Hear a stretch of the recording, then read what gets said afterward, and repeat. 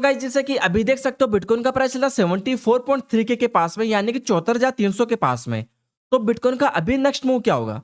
जैसे कि आप देखो 2 दिन पहले बिटकॉइन का प्राइस 78 के पास है, उसके बाद में मार्केट हमारा धीरे धीरे डंप कर रहा है 78 के से। अभी जैसे कि देखो 74 के पास चल रहा है, तो बिटकॉइन का अभी नेक्स्ट मूव क्या होगा? अभी और कितना डंप कर सकता है? अगर किसी भाई को लॉन्ग एंट्री बना के रखना है तो आपको किस जोन के पास में लॉन्ग एंट्री बना के रखना है, एंड किस जोन के पास में आपको शॉर्ट एंट्री बना के रखना है। Guys, देखो इस तरह के आपके जो भी डाउट है डिटेल में डिस्कस करेंगे।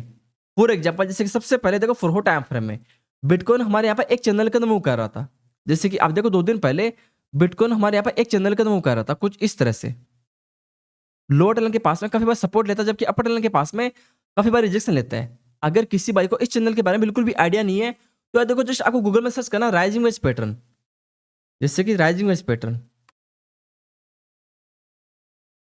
तो यार आप देख सकते हो इस चार्ट के अंदर सेम चार्ट की तरह बीटीसी अभी हमारे फोर टाइम फ्रेम में मूव कर रहा है। ठीक है, लोअर टनल के पास में काफी बार सपोर्ट लेता है, जबकि अपर टनल के पास में काफी बार रिजेक्शन लेता है। फाइनली आप देख सकते हो ब्रेकडाउन करने के बाद में बीटीसी कुछ इस तरह से डंप करता है। ठीक है भाई, देखो सेम वे के अंदर भी बीटीसी के अंदर फॉर एग्जांपल जैसे कि बीटीसी पहले हमारे यहाँ पर एक चैनल के अंदर मूव कर रहा था, इसे अपन बोलते हैं राइजिंग वेज पैटर्न। ब्रेकडाउन करने के बाद में जैसे कि बीटीसी ऑलरेडी डंप कर चुका है। तो यार देखो जहां तक मेरा आइडिया अभी हो सकता है कि बीटीसी पहले हमारे यहाँ पर हल्का फुल्का पंप करे, उसके बाद में और डंप करे। ठीक है, इसके पीछे रीजन क्या है? फॉर एग्जांपल जैसे कि आप देख सकते हो लिक्विडिटी हीट मैप से, जैसे कि बीटीसी को इस जोन के पास में हमारा लिक्विडिटी है। ठीक है भाई, देखो आपको क्या डिफरेंट डिफरेंट टाइम फ्रेम में देखना है। जैसे कि हमने 12 घंटे का टाइम फ्रेम में देखा है, ठीक है, आपको 24 घंटे का टाइम फ्रेम में देखना है, उसके बाद में इवनिंग को अगेन देखना है, क्योंकि क्या होता है लिक्विडिटी हमारा चेंज होता रहता है। ऐसा नहीं है कि जैसे अभी हमारे यहाँ पर 6:30 बजे के लगभग 7 बजे के लगभग इस जोन के पास में लिक्विडिटी है, तो ऐसा नहीं है कि इवनिंग तक भी इस जोन के पास में रहेगा। इवनिंग तक हो सकता है कि हमारे यहाँ पर थोड़ा सा नीचे आ जाए, जैसे कि अभी इस जोन के पास में 76.5 के पास में हो सकता है कि हमारे यहाँ पर इवनिंग तक 75 के पास में आ जाए। तो यार देखो आपको बार बार में क्या है लिक्विडिटी को देखना है, इसके अकॉर्डिंग आपको ट्रेड बना के रखना है। तो अगर किसी भाई को बीटीसी में लॉन्ग करना है तो यार देखो अभी करंट प्राइस में हमारी लॉन्ग एंट्री बिल्कुल बनता नहीं है। सिंपल सा फंडा है, आपको और डंप का वेट करना है। अगर और डंप होता तो उसके बाद में आप लॉन्ग एंट्री बना के रखो। अगर डंप नहीं होता, बाई चांस अगर पंप होता है, क्योंकि यार देखो इस जोन के पास में बिटकॉइन को अभी में सीएमई गैप भी है, जैसे कि आप देखो। ठीक है, कल वीकेंड ने बीटीसी में डंप किया था। ठीक है, तो इस जोन के पास में बीटीसी को मैं सीएमई गैप है, तो हो सकता है कि इसको हल्का फुल्का फिल करने के लिए कुछ इस तरह से पंप करे 76 के पास में या 75 पॉइंट समथिंग के पास में। तो अगर किसी भाई को लॉन्ग एंट्री बना के रखना है तो देखो डंप होने के बाद आपको लॉन्ग एंट्री बना के रखना है, अगर शॉर्ट एंट्री बना के रखना है तो ऊपर जाने के बाद में आपको शॉर्ट एंट्री बना के रखना है। ठीक है, जैसे कि अभी देख सकते हो बीटीसी को 3 डे के टाइम फ्रेम में, और जैसे कि अभी हमने यहाँ पर प्रो टाइम फ्रेम में डिस्कस किए है। चलो देखो मानता हूं कि देखो बीटीसी को इस जोन के पास में हमारे यहाँ पर व्हाइट लाइन सपोर्ट है, लेकिन हो सकता है कि बीटीसी उसको ब्रेक करने का ट्राई करे। जैसे कि अभी ध्यान से देखो, आपको कुछ लग भी रहा होगा कि बीटीसी इसको ब्रेक करने का ट्राई कर रहा है। तो अगर इसको ब्रेक करता है तो इजीली हो सकता है कि बीटीसी हमारे यहाँ पर और भी डंप करने का ट्राई करे लगभग 70 के पास में। और देखो आपको डिफरेंट डिफरेंट चार्ट में देखना है। फॉर एग्जाम्पल जैसे कि हमने 4 टाइम फ्रेम में डिस्कस की है, अभी देखो बिगर टाइम फ्रेम में, जैसे कि 3 डे के टाइम फ्रेम में।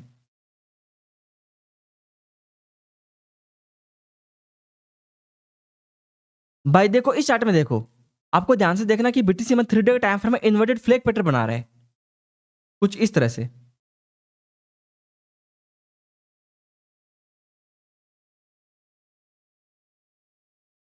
तो यार आप देख सकते हो बीटीसी को इस जोन के पास में कुछ दिन पहले बिटकॉइन का प्राइस 91 के पास है, उसके बाद जैसे हमारे यहाँ पर इन्वर्टेड फ्लैग पैटर्न ब्रेकडाउन करता है, जैसे कि पहले हमारे यहाँ पर इन्वर्टेड फ्लैग पैटर्न मूव करता है, फाइनली ब्रेकडाउन करने के बाद में बिटकॉइन 91 कैसे देख सकते हो 60 के पास में आता है। ठीक है, लगभग लगभग आपको हमारे यहाँ पर 30,000 पॉइंट डाउनफॉल देखो मिलता है।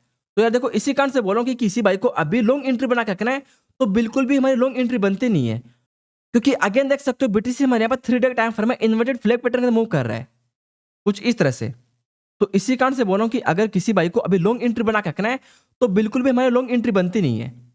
जैसे कि आप देखो पहले देखो चार्ट को थोड़ा जूम करो। ठीक है, कुछ इस तरह से आप देख सकते हो पहले बीटीसी हमारे यहाँ पर अपर लाइन के पास में रिजेक्शन लेता है, जो आपको इन्वर्टेड फ्लैग पैटर्न दिखा दे रहा है, इसके अपर जोन के पास रिजेक्शन लेता है, उसके बाद बीटीसी नीचे आता है।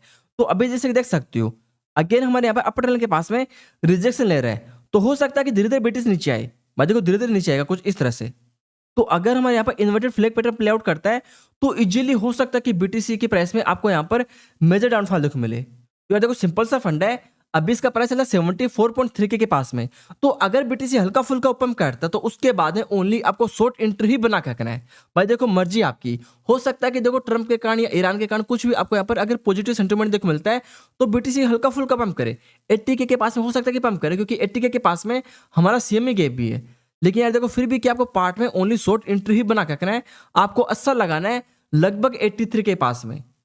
अभी देखो काफी लोग सोचेंगे यार देखो असल काफी दूर है, भाई देखो मानता हूँ असल देखो काफी दूर है, लेकिन फिर भी आपको क्या पार्ट में ही यहाँ पर शॉर्ट करना है। फॉर एग्जांपल जैसे कि अभी करंट प्राइस में अगर शॉर्ट करती हूँ तो आपको डीसी करना है लगभग 80 के पास में, आपका एवरेज एंट्री बनेगा लगभग हमारे यहाँ पर 76 के पास, सॉरी 76 नहीं, लगभग 77 के पास में, ठीक है। एंड उसके बाद देखो आपको असल लगाना है 83 के पास है, 84 के पास में, एंड आपका टारगेट होना चाहिए लगभग इस जोन के पास में, ठीक है। 69 के पास में, 67.5 के पास में, क्योंकि 67.5 के पास में हमारा सीएमए गैप ही है। जैसे कि आप देख सकते हो इस जोन के पास में हमारा एक सीएमए गैप है, उसके बाद में जैसे देख सकते हो नेक्स्ट सीएमए गैप है 67.5 के पास में। भाई देखो सीएमए गैप फाइनली फिल होता ही होता है, हो सकता है टाइम लगे लेकिन फाइनली फिल होगा ही होगा। तो अगर बीटीसी हल्का फुल्का पंप करता तो उसके बाद में ओनली आपको शॉर्ट एंट्री ही बना के रखना है। जैसे कि अभी देख सकते हो हमारा यूएसडी डोमिनेंस, जैसे कि अभी इसका प्राइस था 77.52 के पास में, अभी इसके ऊपर कुछ खास रेजिस्टेंस है नहीं, ठीक है। इस जोन के पास में यूएसडी को हमारा रेजिस्टेंस है इस जोन के पास में। तो जहां तक मेरा आइडिया है अगर यूएसडी हल्का फुल्का डंप करता है इस जोन के पास में, उसके बाद पंप करता है तो हो सकता है कि बीटीसी पहले हमारे यहाँ पर हल्का फुल्का पंप करे।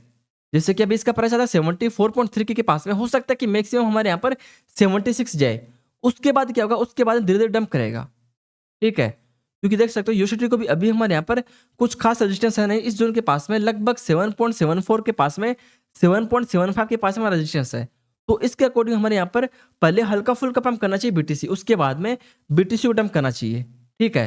तो यार देखो आज का वीडियो हमारा इतना था, तो किसी भाई को अगर आज का वीडियो अच्छा लगा हो तो अभी के भी इस वीडियो को लाइक जरूर करना। Okay, thank you so much.